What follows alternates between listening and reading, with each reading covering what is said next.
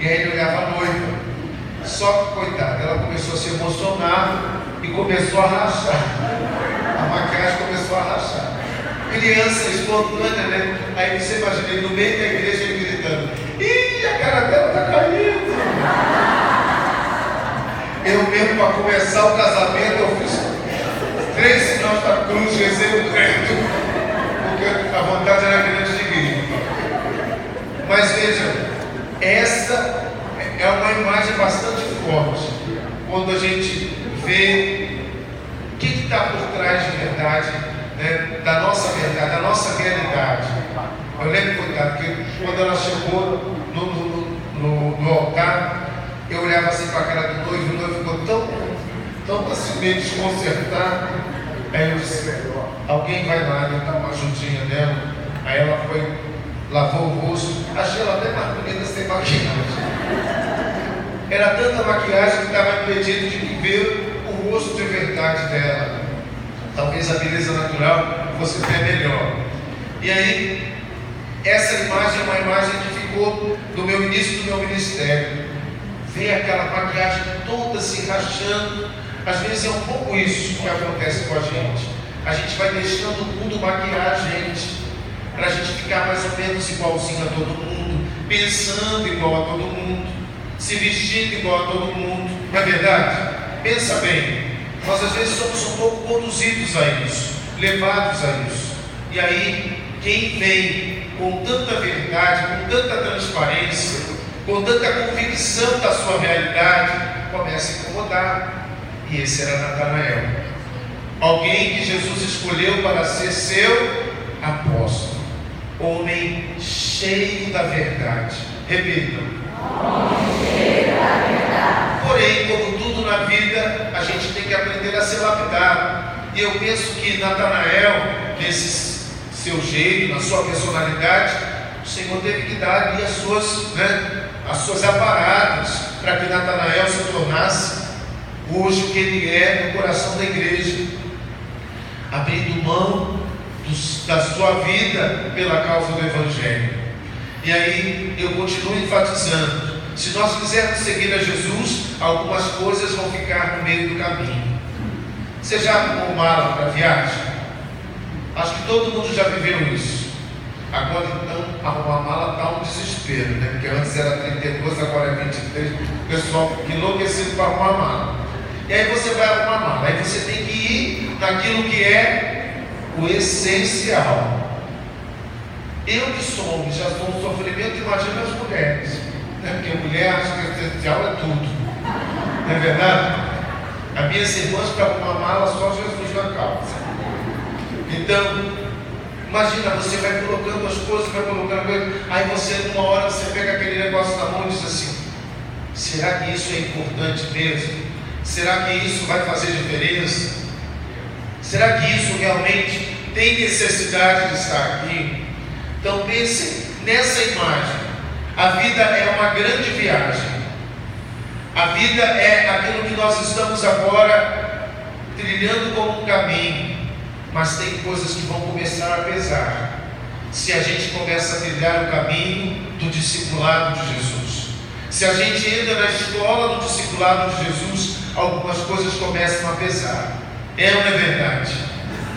E aí, ou a gente rompe definitivamente e deixa essas coisas no meio do caminho, ou a gente vai carregar isso até quando e talvez nem consiga chegar aonde nós precisamos chegar em Deus. Então, hoje nós pensamos, São Bartolomeu, retirado a pele, viveu esse martírio. Imagine a experiência dessa tortura, desse sofrimento. Talvez um pouco para nós hoje, nessa tarde, um sinal daquilo que nós precisamos ainda viver de renúncias. Olhem para mim. Nem sempre a gente está tão atento ao que Deus está querendo nos mostrar, não é verdade? Tem coisas que são fáceis da gente perceber, da gente enxergar, da gente querer acolher, mas outras nem são tão fáceis assim. Sobretudo aquelas que para nós existe um certo apego, existe de alguma forma o nosso coração aprisionado ali de alguma maneira. Eu muitas vezes vi pessoas aprisionadas a ideias, a pensamentos. Eu lembro que tinha um colega na minha turma de teologia que era muito engraçado. Se a gente começasse a conversar, ele não queria ouvir, ele queria só falar. E aí, já que eu fiquei atacado na vida, eu disse assim: deixa eu falar. Aí ele disse: mas calma, deixa eu falar. Eu digo: não, primeiro você ouve. Falei: como é que você vai ser padre sem aprender a ouvir as pessoas? Como é que a gente amadurece no discipulado de Jesus se a gente não consegue se dar a ouvir? Se nós não somos capazes de enxergar as coisas, de perceber as coisas, muitas vezes a gente não se dá a devida meditação e contemplação das coisas para enxergar as coisas como Deus quer nos mostrar. Hoje a gente percebe que toda essa transparência de Natanael é um caminho também para o nosso coração, enfrentar a nossa verdade. Repita. Eu vejo que algumas pessoas, quando começam a ser trabalhadas nas exortações de Deus, na forma com que Deus vai lapidando os seus corações, começam a entender exatamente por onde vai passar a sua maturação. Às vezes, só enfrentando algumas coisas, a gente vai começar a enxergar isso. E é por isso que a igreja, sabe qual foi o tempo que a igreja mais cresceu? Quando ela foi perseguida. Nos tempos de grandes perseguições, foi o tempo que a igreja tomou mais força. Em tempos difíceis, dolorosos da igreja, ali se despertavam grandes santos, grandes místicos da fé, grandes homens da palavra, grandes mulheres da oração. Aí você diz: o que Deus está querendo dizer com isso? Porque às vezes nos tempos difíceis nós nos enxergamos como de verdade nós somos. Eu costumo dizer isso: na dor ninguém se forja. Repitam isso. Na dor ninguém se forja. Ah, mas com essa voz de morte eu vou para minha casa.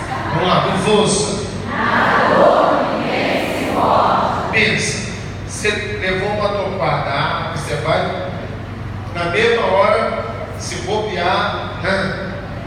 Vai até um palavrão. Eu lembro de uma situação dessa que eu achei tão engraçado. A moça estava saindo da igreja e ela não percebeu que eu estava perto dela. Ela soltou um palavrão. Aí quando ela me viu, ela tomou um susto e fez assim. Aí eu falei para ela: que absorção. E foi assim instantâneo. Mas é inevitável. Na dor ninguém se mascara, ninguém se forja. Na dor nós somos o que somos. E por isso que muitas vezes a dor testa a nossa alma. A dor às vezes é sim um caminho de amadurecimento. As mães gostariam de que os filhos não caíssem, não é verdade? Se as mães pudessem proteger e zelar o tempo inteiro para que o filho não caísse, elas fariam isso, não fariam? Mas infelizmente, muitas vezes os filhos precisam passar por algumas quedas para aprender a se levantar e até descobrirem que tem força. Descobrirem que tem força. Às vezes a gente só enfrentando alguns desafios, a gente descobre capacidades que temos e que muitas vezes a gente nem conseguia enxergar essas tais capacidades, não é verdade? Eu vou dizer a vocês, eu no início, quando comecei a entender o que ele estava passando comigo, quando enfrentei um câncer de bexiga, veja, eu muitas vezes me perguntava: eu vou ser capaz de enfrentar isso? Será que eu vou ter condições de passar por isso? E hoje eu vejo quanta coisa Deus foi me ensinando, me amadurecendo, me fazendo descobrir de capacidades que às vezes a gente nem imagina ter dentro de si. Meus irmãos, às vezes eu passava pelas aplicações e ia celebrar.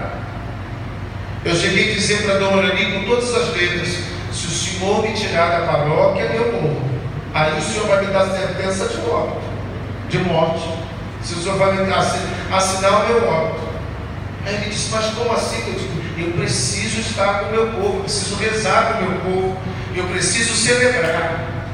E era muito engraçado porque às vezes eu saía me arrastando, mas eu não abria a mão de celebrar. Porque misteriosamente a minha mística é a mística do altar. Quando eu entro no altar, todo mundo sabe disso. Quando eu subo no altar, pode ter um essa aqui, um essa que superou. Tem hora que às vezes eu estou todo triturado. Essa semana mesmo foi assim, destruído de gripe, todo arrebentado, cacaricado. Mas aí quando eu subo no altar, eu penso, a gripe vai embora. Mas sabe o que é? É porque a mística do altar é a força dos sacerdotes. O mistério da Eucaristia e a unção da palavra é o que refaz as nossas capacidades. A essência da minha vida está nesse altar. E é por isso que a gente está intimamente ligado por algo que é maior do que nós. E é por isso que é inevitável. Quando eu subo, depois quando eu saio, eu volto aqui demais. Mas quando eu subo no altar, veja, Deus está querendo dizer alguma coisa para a gente. Hoje, olhando para São Bartolomeu, entendendo um pouco dessa entrega, desse martírio, desse sangue derramado, a gente entender por onde passam as minhas convicções, por onde passam as minhas experiências do meu sim nupcial de cada dia. Eu vejo que as pessoas estão muito rasas quando se fala de comprometimento, não é verdade? Eu não sei se vocês veem isso. Os casais querem viver e não encontrar diferenças. Outro dia eu atendi um casal de 1 ano de convivência. 1 ano de matrimônio. E aí, claro, tem sempre uma reclamaçãozinha, ninguém vai procurar o padre à toa, então era para falar alguma coisa. Mas eram situações de gente, quando é que vocês acharam que vocês iam ser 2 pessoas prontas, perfeitas? Não, a gente começa a conviver, começa a enxergar os defeitos do outro.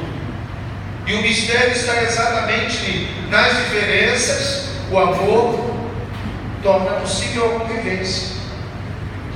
Nas diferenças existe algo que é maior, que vai fazer um ali se enriquecer na troca dessas diferenças.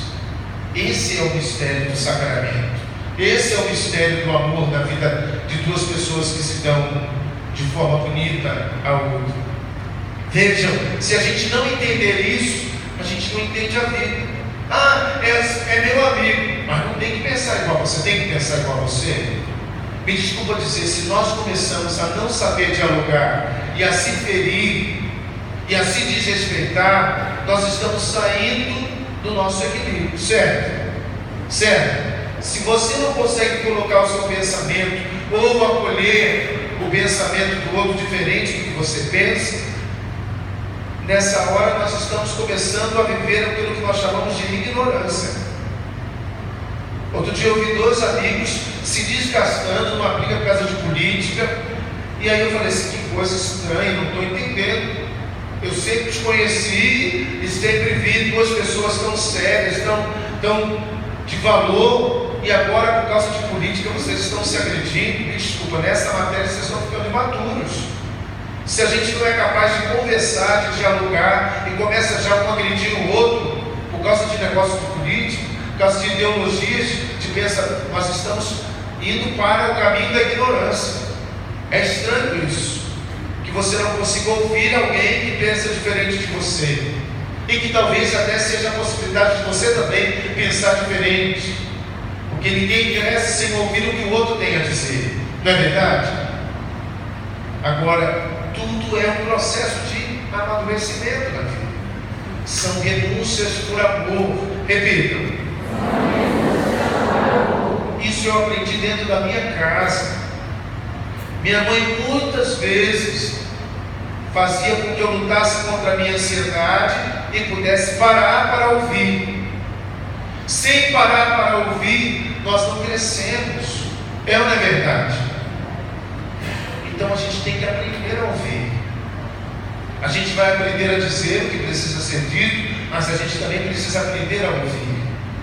Pense, uma vida doada por Jesus é uma vida sempre marcada por entregas dessas renúncias.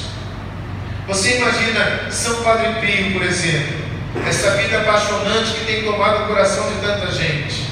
A igreja mandou esse homem se calar, um santo, um grande místico, um homem de uma profundidade na mística da Eucaristia, que hoje o mundo inteiro se volta para ele. Mas a igreja mandou ele silenciar. E o que ele fez? Silenciou. Na obediência, ninguém peca, de São Bento, né? E por isso silenciou. E todo mundo dizia: é agora, não, o senhor não pode aceitar isso, se revolte. E ele disse: sai de mim, Satanás. Igualzinho Jesus fez com Pedro. Muitas vezes São Padre Pio não permitia que ninguém falasse mal da igreja ou de algum representante da igreja. A igreja mandou ele silenciar, ele silenciou. Mandou ele se exilar, ele se exilou. Mas a seu tempo a verdade veio à tona, e olha o grande bem que esse homem fez para toda a igreja.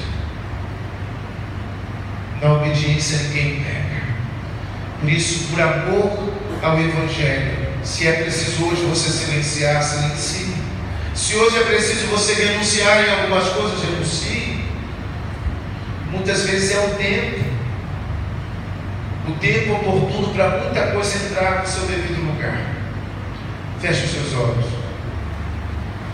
Vamos rezar hoje por São Bartolomeu, também chamado no Evangelho de Natanael, aquele que Jesus disse: um israelita sem falsidade, ou seja, um coração transparente, um coração profundamente transparente.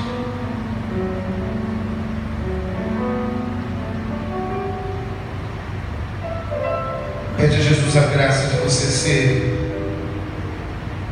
esse coração transparente nessa tarde. Não tenha medo de dizer também das suas dúvidas, das suas inseguranças. Muitas vezes a dúvida é a busca da verdade. Muitas vezes os questionamentos é um caminho para a verdade.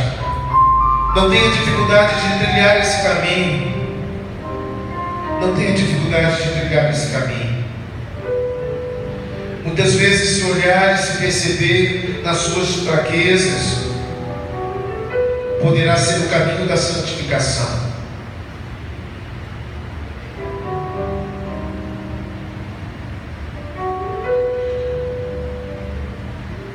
Vou juntar cacos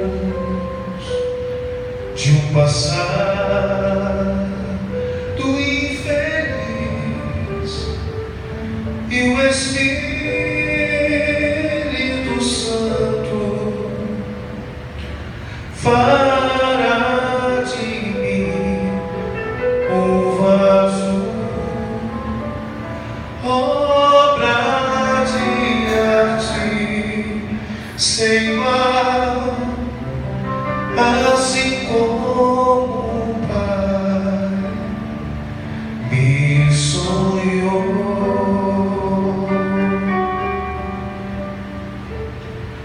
Quero ser santo, quero ser justo, quero ser transparente, do Espírito serei um vaso, obra de arte sem mal, assim como o Pai me sonhou. Canção linda, composição do nosso querido Padre Carlos Henrique, que já está no céu junto de Deus. Vamos juntos. vou juntar cacos, vou juntar cacos de um passado infeliz. O Espírito Santo fará de mim um vaso, fará de mim um vaso, obra de arte sem igual, assim como o Pai me sonhou. Põe amor no coração. Quero ser santo. Diga para Deus: quero ser santo,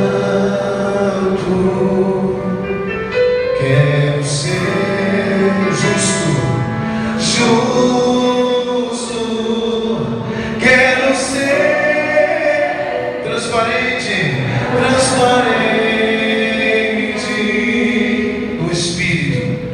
do Espírito ser um vaso, obra de arte sem igual, assim como o Pai me sonhou. Como Deus te vê? Qual é a expectativa de Deus em relação a você? Quanto Deus tem investido no seu coração para que você floresça em amor, floresça em verdade, e aquelas coisas que estão pesando no meio do caminho, que não mais dizem a respeito das suas escolhas, que não mais correspondem ao que você espera de se tornar em Deus, arranca, deixa no meio do caminho. Não tenha medo de tirar isso de você, de dizer: isso não mais me pertence, isso não mais faz parte da minha escolha de ser um discípulo de Jesus, uma discípula de Jesus. Fique no meio do caminho sentimentos que não condizem com aquilo que Deus espera de mim.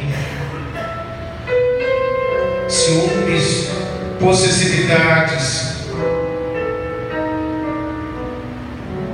os cárceres psíquicos que nós estamos a trazer.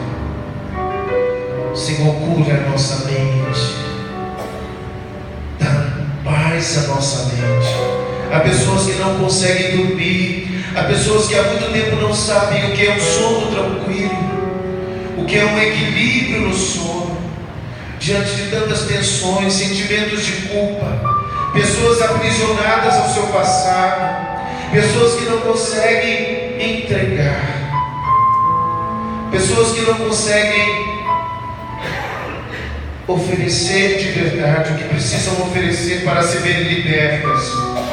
Jesus, põe as tuas mãos sobre nós, Jesus. Opere o teu Espírito Santo em nossos corações nessa tarde. Pessoas que não conseguem organizar suas vidas, seus trabalhos têm sido tempestuosos, as coisas se confundem, as coisas se atropelam, parece um amontoado de coisas na sua mente. Você não consegue organizar a sua vida. O Espírito Santo, que parava sobre as águas, descrito no livro de Gênesis, o Espírito de Deus, o Espírito do Senhor, que foi fazendo toda a obra criadora se tornar uma realidade, é o mesmo Espírito que pode hoje colocar cada coisa no seu lugar, estruturar o nosso eu, estruturar as nossas escolhas de vida. Olha bem que não pertence mais a você. Isso não corresponde para quem vive no Senhor, para quem vive no Espírito. Isso não é real. Retire da sua vida palavras que se perdem, murmurações, lamentações que vão fazendo você se tornar uma pessoa ainda mais angustiada, uma pessoa que tem necessidade de reclamar de tudo, de colocar ares negativos em todas as coisas. Você sabe do que Deus está falando, e você sabe o que Deus quer curar no meio disso tudo.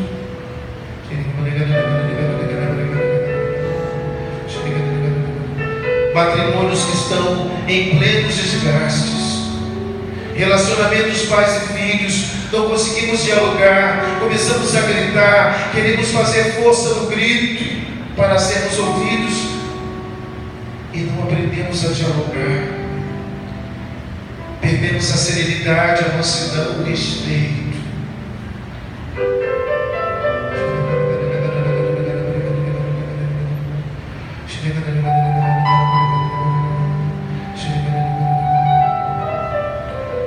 Fica de pé, canta comigo.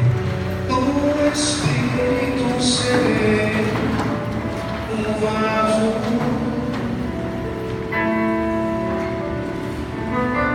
Quero ser santo, santo. Quero ser justo, quero ser justo. Quero ser transparente.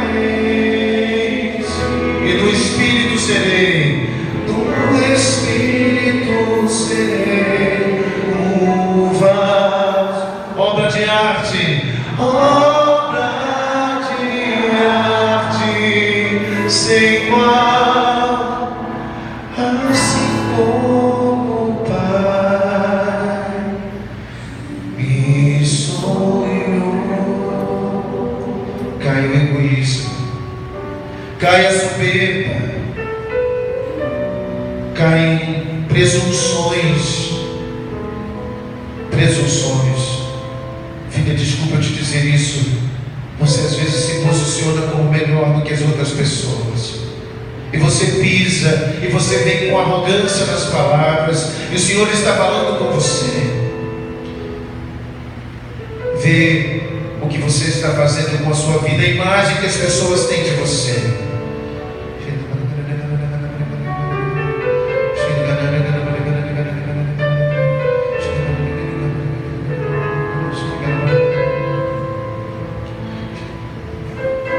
Ser humilde, ser corajosa, mulher, para recomeçar, para mudar. Homem de Deus, porque você acha que o Senhor está falando com você e você se sente tão inquieto diante das palavras. Há coisas que Deus está falando e é como se fosse um fogo se acendendo no seu coração, a certeza de uma verdade que pode mudar você, que pode mudar o seu matrimônio, que pode mudar a sua vivência familiar. O Senhor está falando, o Senhor está falando.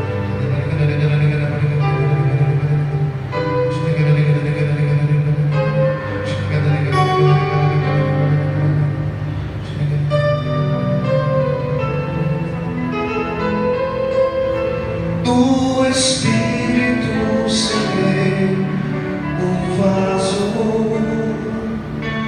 obra de arte, sem igual, assim como o Pai me sonhou.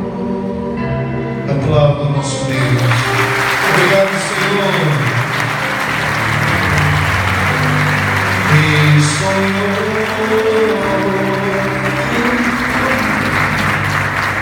Canto das ofertas.